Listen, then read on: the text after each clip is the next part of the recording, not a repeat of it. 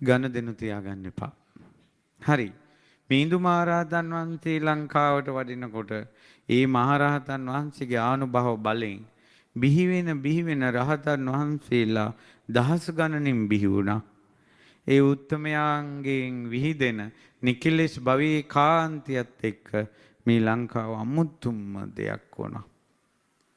ඒ තමයි බුද්ධ ශාසනය බැබළුණු යුගේ. ගොඩාක් වෙනස් වුණ යුගේ. ඉතින් පින්වතුනි අද දැන් මිහිඳු මහරහතන් වහන්සේ ශ්‍රී ලංකාවට වැඩි නිසා තමයි චෛත්‍ය තියෙන්නේ, බෝධීන් වහන්සේ තියෙන්නේ, සංඝයා ඉන්නේ, පැවිදි උපසම්පදා මේ ධර්ම දේශනා තියෙන්නේ, දන් දෙනවා කියලා තියෙන්නේ. ඉතින් හිතන්නකො මිහිඳු මහරහතන් වහන්සේ ලංකාවට වැඩියේ නැත්තම් අපිත් එන්නම් තවත් සත්තු ජාතියක්. අපි එහෙනම් තවත් සත්තු ජාතියක්. එතකොට අපි තවත් සත්තු ජාතියක් නැතුව අඩුම තරමේ මිනිස්සෙක් වෙලා ඉපදුන අපිට මනුස්සකමවත් දුන්නේ මිහිඳු මහරහතන් වහන්සේ. ඉතින් මිහිඳු මහරහතන් වහන්සේ ලංකාවට වැඩම කරලා පිරිනිවන් පාන දවස වෙනකල් කවදාවත්ම ආයි ජම්බුද්දීපයට වැඩියේ නැහැ. අම්මාටත් බන කියලා ඒ ගණ දෙනුවත් ඉවර කරගෙනමයි ආවේ. ඔව්ද නැද්ද? ඒ ගණ දෙනුව ඉවරයි. තාත්තාට බුද්ධ ශාසනය උරුමේ දීලා තාත්තගේ ගණ දෙනුවත් ඉවරයි. ගුරුවරයා පැවරුවා ධර්ම ප්‍රචාරය කරන්න කියලා බලාපොරොත්තු වෙච්ච දේ ඒ උපරිම දේ කරලා ඒ ගණ දෙනුවත් ඉවරයි. මිහිඳු මහරහතන් වහන්සේ වස් වැසුවා 80 වෙනි වස. මේ වියේ 60 වෙනි වස. මහාන පැවිදි උපසම්පදාවෙන් 60 වස්. එතකොට වස් 3 මාසේ වස් ඉවර වෙන්නේ වප්පෝයෙන්. එතකොට අපේ ස්වාමීන් වහන්සේලාට පුළුවන් ඔය වස් 3 මාසෙම ගමන් බිමන් අඩු කරන්න ඕන. කොහේ ගියත් දවස් 7ක් ඇතුළත එන්න ඕන. හැබැයි වස් ඉවර වෙන්න දවස් 7ක් තියෙද්දී ඕන තැනක වැඩි යකි ආයෙ එන්න ඕනේ නැහැ. මිහිඳු මහරහතන් වහන්සේ ওই වස් 3 මාසෙම එක තැන වැඩ ඉඳලා වස් පවාරණය කරන්න දවස් 7ක් තියෙද්දී වැඩියා අමා මහ නිවන් පුරයටම පහන් සිලක් නිවුණා වගේ දෙවියන් මරුම් බඹුන් සහිත ලෝකේ කාටවත් ඒ විඥානය හොයන්න බෑ. අද වාගේ පුරාටවක දවසක ලක්දෙරණේ මේ පෘථිවි ධොමු කම්පා වුණා. සැලී ගියා. අකාල මේඝයෝ පැනනෙන්ගා. දවස් 7ක් පූජෝපහාර පවත්වලා මිහිඳු මහරහතන් වහන්සේ පිරිනවම් පෑවේ මිහිඳු ලෙනේ. මිහින්තලේ මිහිඳු ලෙන අදටත් තියෙනවා.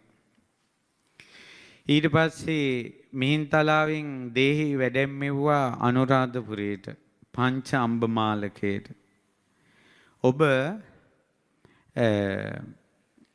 අනුරාධපුර රුවන්වැලි සෑයේ ඉඳලා ජයශ්‍රී මහ බෝධීන් වහන්සේ දෙසට මාවතේ යනකොට ওই රන්සිමාලකේ තියෙනවා. මේ ජයශ්‍රී මහ බෝධීන් වහන්සේ පෙනිපෙනි යද්දින් දකුණු අත පැත්තේ ප්‍රාකාරයෙන් ගල් ප්‍රාකාරයකින් වට කළා. ඒ භූමිය තියෙන වෙනම මිහිඳු මහරහතන් වහන්සේගේ දේහය තිබ්බ තැන දවස් 7ක්. එතන ඉඳලා පෙරහැරින් වැඩැම්මෙව්වා දැන් ජේතවනයේ තියෙන තැනට. එතන තමයි ආදාහනය කළේ. ඒ සෑය යට කරලා තමයි ජේතවනාරාමයේ හදලා තියෙන්නේ කියලයි පොතපතෙන් විස්තර එන්නේ. හැබැයි එකල ජේතවනාරාමයේ ඉදෙන වෙනකල් ඒ භූමියේ මිනිස්සු වෙන්දේ මිහිඳු මහරහතන් වහන්සේට ආදාහනය කරපු තැන. එදා ඉඳලා සෑම වර්ෂයකම මිහිඳු මහරහතන් වහන්සේගේ සැමරුවේ මිනිස්සු එකල පොසොන් පෝයේ නෙවෙයි හුදේ. ඉහළින් සැමරුවේ මේ පොසොන් පෝයේ නෙවෙයි. ඉහළින් සැමරුවේ පුරාටවක. දැන් වෙසක් පින්කම් ගැන මහාවංශයේ ගොඩක් විස්තර තියෙනවා. පොසොන් පින්කම් ගැන විස්තර අඩුයි. හැබැයි මිහිඳු පුරාටවක පින්කම් ගැන තියෙනවා. ඉතින් මිහිඳු මහරහතන් වහන්සේගේ යුගයෙන් පස්සේ අවුරුදු ගණනාවක් යනකොට ලංකාව අන්‍ය ආක්‍රමණ වලටපත් වෙලා මිහිඳු මහරහතන් වහන්සේට කරන වන්දනාව නතර කෙරෙව්වා. මිනිසුන්ගෙන් ගිලිහිලා ගියා. මහන්සිං රජතුමාගේ කාලේ එනකොට රුවන්වැලි සෑය ඉඳු වපුරලා සංඝයා අනුරාධපුරයෙන් නෙරපුවා.